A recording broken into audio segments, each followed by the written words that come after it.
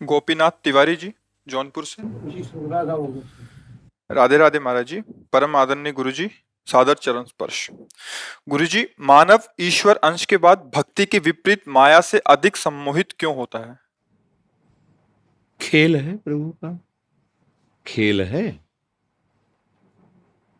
एक रंगनाथ जी हमारे यहाँ मंदिर वृंदावन में, उसमें साल में एक बार उत्सव होता है विशेष। उस उत्सव में हम सब मिलित हुए थे जाके। एक खंभा खड़ा होता है, बहुत लंबा खंभा, उसके ऊपर अर्थ, धन और कुछ ऐसे जैसे कीमती पदार्थ, स्वर्ण है, मणि है, मीठा, ऐसी चीजें बांधी जाती है। इसके बाद आपको शरीर से चढ़ के और वो लेना है। हमारी बात समझना, खेल होता है एक। तो ब्रज के बड़े बड़े पहलवान केवल लंगोट पहन करके, मान लो 100 ऐसे खड़े होते हैं, ऐसे क्रम बाई क्रम चढ़ते हैं, और जिसने वो इनाम बांधा है उसी ने खेल रचा है, और वही चढ़ने की योग्यता की बात करता है वहां पर, और वही चढ़ ना पावे इसलिए घी, दही, पानी ये भर करके सीढ़ी से जितने शरीरधारी चढ़ते हैं उनके ऊपर डालते जा रहे हैं। अब चढ़ के दिखाओ, और जो चढ़ पाता है तो वो संपत्ति और वो इनाम प्राप्त करता है। ऐसे ही भगवत प्राप्ति ऊंचाई पर बांधी गई खेल है, मालिक का खेल है। इसके बाद ये शब्द, स्पर्श, रूप, रस, गंध, ये फिसलन डाली गई। अब चढ़ो, वही डाल रहा है फिसलन जिसने इनाम बांधा है, परम पद का अधिकार, परमानंद की अनुभव, चाहे सारिष्ट, सामीप्य, सायुज्य, जो भी चाहो पद वो प्राप्त हो जाएगा, पर फिसलन डाली जाएगी। अब तुम्हें फिसलना नहीं है, तो कई बार देखा कि पहुंचते पहुंचते फिसल गए, पर वो लोग हारे नहीं, 4-5 बार में फिर वो पहुंच गए, पकड़ लिया। तो उससे हमें उदाहरण, अपने लोगों का जो दिमाग होता है ना, वो चिंतनीय होता है। हर घटना में, हर बात में अपने काम की बात निकाल लेना। तो उस भागवतिक मेले में, उस दृश्य में ये बात पकड़ में आई। ठीक ऐसे ही मालिक खेल खेल रहा है हमारे सामने। वो भोग रखता है फिसलन वाले, जिससे हम परमानंद स्वरूप अपने आत्मबोध या भगवत प्रेम पाने के लिए ही उसने वो भी रखा है, मानव देह भी दिया है, उसी का रचा हुआ है, पर फिसलन उसने जरूर रखी। एक बार फिसलो, 2 बार फिसलो, 3 बार फिसलो, पर हारना नहीं, चढ़ जाओ, चढ़ जाओ। तो कभी काम फिसला देता है, कभी क्रोध फिसला देता है, कभी मोह, कभी अहंकार, कभी ईर्ष्या, मत्सरता, नाना प्रकार की फिसलन वाला हमारे सामने खेल रचा जाता है। अब वो आकर्षण फिसलन वाला है ही रचा, इसीलिए गया है कि तुम इसी में लगे रहो। अच्छा लगे रहो तो मालिक का खेल है, आनंदित रहो। जब इससे ऊब जाना तो वो है चढ़ो। फिर ये चढ़ाई है, ये ऐसी चढ़ाई है, खड़ी चढ़ाई है, बिना सहारे के नहीं चढ़ सकते हो। इसमें गुरुजनों का, निकले हुए महापुरुषों का सहारा। गुरु जी सम्मोहित बहुत करती माया, भक्ति उतना नहीं कर पाती। वैसे सम्मोहन माया नहीं करती, आप मोहित हो रहे हो। हमें बताओ माया का रूप क्या है? सहन, वातावरण, खाना पीना, प्यार, दुलार, समाज, पुत्र, ये आप स्वीकार किए हो प्रभु। आपको कोई आकर्षित कर रहा है क्या? आप ही तो फंसे हो। एक ये आवश्यकता है ना। आवश्यकता बिल्कुल नहीं भैया, तुम्हें अज्ञान में हो। हमारे स्वरूप को कभी भी किसी भी तरह का अभाव नहीं व्यापता। अभाव देह को लेकर के होता है। गुरु जी एक बात हुआ विंध्याचल में यज्ञ, वहाँ वहाँ पढ़ते कर भूखे भजन हो, गोपाला ले ले अपन कंठी माला। ये भूख किसका विषय? प्राणों का विषय। पहले देखो, जहां आप बात कर रहे हो यहां शुद्ध आध्यात्मिक मार्ग की बात होती है। भूख का विषय कौन? भूख प्यास का विषय अगर थोड़ा शास्त्रीय ज्ञान हो तो समझ सकते हो। प्राणों का विषय है। आप प्राण नहीं हैं, छांदोग्य उपनिषद पढ़ के देखो, आप प्राण नहीं हैं। तो अब आप अपने को और कुछ मान लेंगे तो ये ले कंठी माला। किसकी कंठी माला? किसकी? ज्ञान में आओ तो, और भक्ति। आप अपने स्वरूप को नहीं जानते हो। कितने हाथ का शरीर है? अगर अपने हाथ से नापो, 3.5 हाथ का। कितने साल हो गए आपको इस शरीर में रहते? 58 साल में 58 सेकंड भी कभी नहीं सोचा अपने स्वरूप को कि तुम हो कौन। अगर तुमसे पूछा जाए आप कौन हो, तो अपने गांव का नाम बताओगे, शरीर जहां जन्मा है वो बताओगे, शरीर का जो नाम है। आप इतने ज्ञानी हो कि 3.5 हाथ में रहते हुए 58 वर्ष हो गए, तो आप अपने को अभी तक नहीं जान पाए।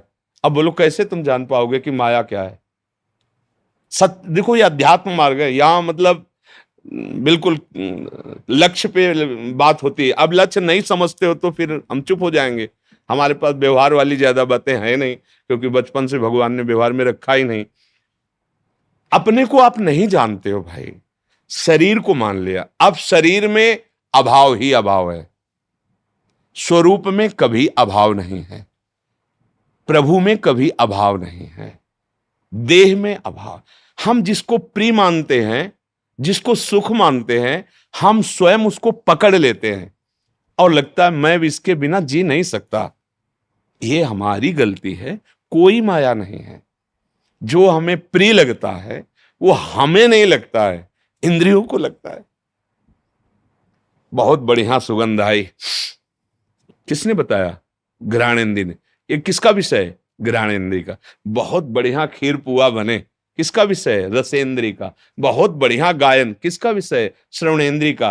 बड़ा सुकोमल स्पर्श है, किसका विषय? त्वगेन्द्री का। मना कष्टान इंद्रियाणी प्रकृति स्थानी कर सती। भाई बांधा किसने? तुम खुद बंध रहे हो। बंधे हो कीर मरकट किने। गोस्वामी जी कह रहे ना, जड़ चेतन ही ग्रंथि पड़ गई यद्यपि मृषा छूटति कठिनाई। जो कह रहे हैं कि ये लो अपनी कंठी माला, भूखे भजन होए गोपाला, ये बिल्कुल मजाक है। जैसे विनोद में नहीं कहा जाता, ये बिल्कुल विनोद है। ये कोई सिद्धांत नहीं है, कोई सत्य मार्ग नहीं। और ये केवल प्रवचन नहीं है। ये देखो बैठे हैं, ये एक ऐसे व्यक्ति हैं जो काशी में भी सेवा में रहे और वृंदावन में भी आ गए। इनसे पूछो, ये जानते हो कभी किसी से मांगना नहीं, किसी के आश्रम नहीं जाना, भिक्षावृत्ति नहीं करनी, आकाश वृत्ति। जो ईश्वर घाट पे दे देगा वही पालेंगे, अन्यथा नहीं। तो जब तक ये नहीं आए थे तब तक भरपेट भोजन नहीं मिला था घाट में, क्योंकि केवल शाम के निकल के आते थे और ऐसे जहां भिक्षुक जन बैठते हैं, बैठ गए तो कोई इतना सतुआ डाल दिया, कोई एक पीस बर्फी डाल दी। और किसी किसी दिन नहीं भी मिला, गंगा जल पान। वहां थोड़ी है कि लियो अपनी कंठी माला। 13 वर्ष की अवस्था से बाबा जी बन के निकले तो ऐसा थोड़ी कि साथ में हमारे रसोईया चलता रहा है। कंठी माला कभी एक बार भी नहीं आया कि घर लौट चले, कभी एक बार भी नहीं आया। ये कैसे कह रहे हो कि लो अपनी कंठी? अरे गर्दन उतार दी जाए तो भी नहीं होगा ये लो अपनी का। ये उनकी बात है जो विषयों का बैलेंस बना के चलते हैं, परमार्थ को नहीं जानते हैं। ऐसा कैसे हो सकता है कि हम प्रभु के मार्ग में चले? लो अपनी कंठी माला मतलब सुख वांछा, देह भाव, इंद्रिय पोषण, ये एक मजाक में कहा जाता है। एक मजाक में जैसे कुछ शब्द बोले, ये सिद्धांत नहीं कहा जाता है। अपने को देह मानकर, मनुष्य मानकर भोगों में फंसा हुआ व्यक्ति आध्यात्मिक व्यक्ति है क्या? परमार्थिक व्यक्ति है क्या? वो तो विषयी है, देहाभिमानी है। कैसे समझोगे अध्यात्म? अध्यात्म एक अलग क्षेत्र है, व्यवहार का जो आकर्षण है अलग से, हमारा माना हुआ आकर्षण। जैसे देखो, एक आदमी मांस खाता है, बहुत आनंदित होकर जाता है कि ये वाला दीजिए। और जैसे जो वैष्णव है, भगवत मार्ग के प्रतीक, जिन्होंने कभी, वो उस गली में जाते हुए घृणा करेंगे, लेकिन वो आदमी बड़े शौक से वहां जाएगा और नगद नगद पैसा देके कटवा के ताजा लाएगा। समझ रहे हो? एक आदमी वहां से जाता है तो घृणास्पद भाव लेके, कैसे इस गली से निकल जाऊं। और एक आदमी जाता है आनंदित होकर के उसमें। एक आदमी है जो अपने संयम और पवित्रता से, वो उस मार्ग से नहीं जाना जाएगा जहां मदिरा पी जा रही, जहां ऐसा। और एक आदमी है कि छीन झपट के पैसे लेके वहां पीता है जाकर। ये रुचियों की वैचित्रता है। कौन बांध रहा है तुम्हें? तुम ही तो बंधे हुए हो। ऐसे ही समस्त भोगों में कौन सा भोग ऐसा श्रेष्ठ है जो पवित्र और महान हो? हमें बताओ। सबसे ज्यादा चरम सीमा का भोग संसार में काम सुख रखा गया है। सब सुख एक तरफ और काम सुख एक तरफ। कहां से प्राप्त होता है काम सुख? मलमूत्र के भांड, शरीर के मलमूत्र के द्वारों से। कौन सी महानता है जहां स्पर्श करके रज लगा के धो, साबुन लगा के धो, उन अंगों की आखिरी सुख वृत्ति रखी गई है। कहां? आप विचार करके बताओ। सब मनुष्य शरीर में ही बैठे हो। ये तो अपने घर का जैसे सत्संग होता है वैसे बात हो रही। चरम सुख संसार का एक बात में है, चरम सुख काम, परस्पर भोगाकर्षण। इसके नीचे सब है। माता पिता छोड़ देगा, जमीन जायदाद छोड़ देगा, ज्यादा पड़ेगी तो फांसी लगा लेगा, लेकिन काम सुख नहीं छोड़ सकता। आखिर देख लो, आंखों में उठा के देख लो, पूरे परिवार का कत्ल करके भाग जाएगा, भाग जाएगी। जो आप शब्द देख लो, किसके लिए? बोले हमारा फ्रेंड है। किस बात के लिए? ना उसके तत्व को जानते हो, ना उसके तत्व को जानते हो, बिल्कुल केवल शरीर आसक्ति। और वो शरीर आसक्ति अगर उससे सुंदर भोग मिल गया तो उसको त्याग देगी। भर्तरी जी का चरित्र पढ़ के देख लो, क्या है ये, है क्या? बोले बड़ा आकर्षण। कहां आकर्षण है? मलमूत्र के द्वारों में। फिर आपको चुभेगा। रमा विलास राम अनुरागी तजत बमन जिमि जन बड़वा। जैसे उल्टी की जाए, कौन देखना चाहेगा उसे? कौन देखना चाहेगा? ये कौन सा भोग है ऐसा? बर्फी पेड़ा शीशा में रखे अच्छे लगते हैं, 2 मिनट के बाद खाओ और लील जाओ और उल्टी कर दो, फिर देख ले कोई। वही पदार्थ है वही, और 6 घंटा रुक गया तो इतना बदबूदार नीचे से निकलेगा, कोई देखना नहीं चाहेगा। क्या है यहां सुख? कौन सा सुख है? शरीर जब छूट अंदर से परमात्मा तत्व अंतर्धान हो जाता है, इस शरीर को रख के देखो, भय लगेगा तुम्हें उस कमरे में जाने में जहां शरीर रखा होगा। शरीर देखने लायक नहीं रहता। क्या है सुख? हमें बताओ कौन सा सुख है? भ्रम। अगर इसे भोग लूं तो मैं सुखी हो जाऊं। लाखों बार करोड़ों बार भोग के देख लिया है कुछ? क्या हाथ लगा? फिर वही वासना, फिर वही तृष्णा। कह रहे हो मुझे माया फांसे। अरे तुम खुद अज्ञानवश आसक्त हो रहे हो। कहां सुख है? कहां है? किसमें है? बताओ। अगर है तो तुम्हें तृप्त हो जाना चाहिए। मेरी मांग है कि मुझे ये मिल जाए। मिल गया, अब तो शांत हो जाना चाहिए ना कि भाई अब कृत्य भयो में। जैसे केवट जी जो भगवान के चरणारविंद का प्रक्षालन करके चरणामृत पान कर रहे ना, तब प्रभु से कह रहा अब कछुलाथ अब नहीं चाहिए। जो खोज रहा था आनंद, बहुत काल में कीन मंजूरी, बहुत श्रम किया, फल तो आज मिला है रघुनाथ जी। आपके चरणों का चरणामृत पान करके, चरण पखार के। विश्राम कहां है? भगवान के चरणों में। बड़े बड़े चक्रवर्ती सम्राट अपने राज्य सुखों का त्याग करके और भगवान के भजन में जाकर विश्राम प्राप्त किया है। हम खुद फंस गए हैं, कोई हमें नहीं फांसे, हम खुद फंस गए हैं। सुख मानकर खुद फंस रहे। आप अच्छे से विवेक से बताओ कौन सा ऐसा सुख है जो स्थायी है, जो हमको सदा प्रसन्न रख सकता है, जो हमें क्लेश रहित कर सकता है? एक भी सुख बताओ। बोले अगर रुपया हो जाए तो फिर मस्त हो जाएंगे। जिनके अरबों खरबों रुपया है ना, टेबलेट से नींद आती है, शांति नहीं है, और चाहिए।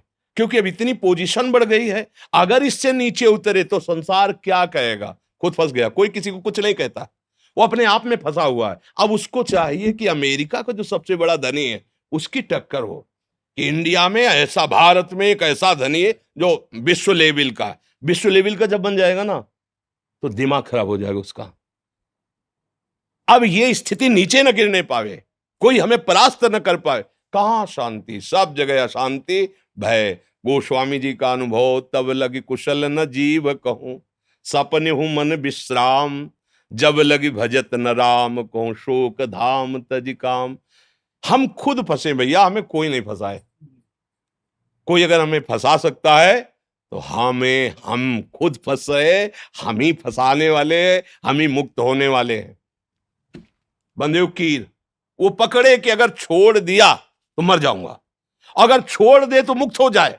बहली आता है, फांस के ले जाता है। बंदर ऐसे सुराई में ऐसे डालता है, छुआरे चने आदि ऐसे कस के पकड़ता है, लोभी। अब उसने सोचा मुझे किसी ने पकड़ लिया, अगर वो छोड़ दे पदार्थ तो मुक्त है। लेकिन वो सोचता है अब वो पदार्थ छोड़ता लगे, उसको लगता है मुझे कोई आया एक डंडा मारा बांध के ले गया। ऐसे ही काल भगवान ये पदार्थ फेंक दिए हैं, शब्द स्पर्श रूप रसगंध, हम इनको भोगने में लगे हैं और लगता है कि अब मैं इनके बिना जी नहीं सकता और मैं बहुत फंस गया और कोई है माया जो मुझे फांसे हुए। जैसे वो बंदर सोचता है कोई बंधन जो मुझे पकड़ लिया है, कोई पकड़े नहीं। एक दिन एक महात्मा किसी राजा से मिले तो राजा ने कहा महाराज सदुपदेश कीजिए। तो कहा भाई सदुपदेश का तो स्वरूप ये है कि राज्य का अभिमान छोड़िए, सेवक भाव लाइए और भजन परायण रहिए, भोगों में सुख नहीं है। तो उनका महाराज मुझे माया पकड़े हुए है, मैं बहुत विचार करता हूं पर माया मुझे छोड़ती नहीं। दूसरे दिन टहलने के लिए निकले राजा के साथ, और एक आम के पेड़ को ऐसे पकड़ लिया। बोले महाराज सैनिक बुलाइए और मुझे मुक्त करवाइए, इस पेड़ ने मुझे पकड़ लिया है, महाराज मुझे मुक्त कराइए। कहा महाराज आप तो ज्ञानी महात्मा है, ये जड़ पेड़ आपको कैसे पकड़ सकता है? आप चैतन्य हो, आपने खुद पकड़। बोले समझ में आ रहा है आपको? बोले महाराज वो तो स्पष्ट दिखाई दे रहा है, आप चैतन्य हो, पेड़ जड़ है, जड़ आपको कैसे? बोले हाँ, ये जड़ माया तुझ चैतन्य को नहीं पकड़ सकती, तूने पकड़ रखा है, तूने अपने को राजा मान रखा है, तू अपने। बात समझो, कोई मुझे नहीं पकड़े। इसी भ्रम को नष्ट करने के लिए भगवान सत्संग देते हैं, शास्त्र स्वाध्याय की आज्ञा करते हैं। अगर आप सत्संग करें, स्वाध्याय करें, गुरुजनों के द्वारा दिए हुए नाम मंत्र आदि का जप करें, तो बुद्धि पवित्र हो। इस भजन सारथी सुजाना, तो हमारी बुद्धि पवित्र हो, तो अभी अभी हमें कोई नहीं बांधे हुए भैया, कोई नहीं है। और जो कुछ भी है, जहां भी आनंद नजर आ रहा है, वो प्रभु ही है, प्रभु के सिवा कोई नहीं। ये अनुभव में आ जाएगा।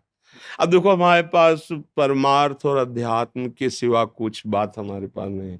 हाँ कि हम तुम्हें जंतुर बांधे दे रहे हैं और हम तुम्हें आज से ये नहीं होगा, वो तो हम है।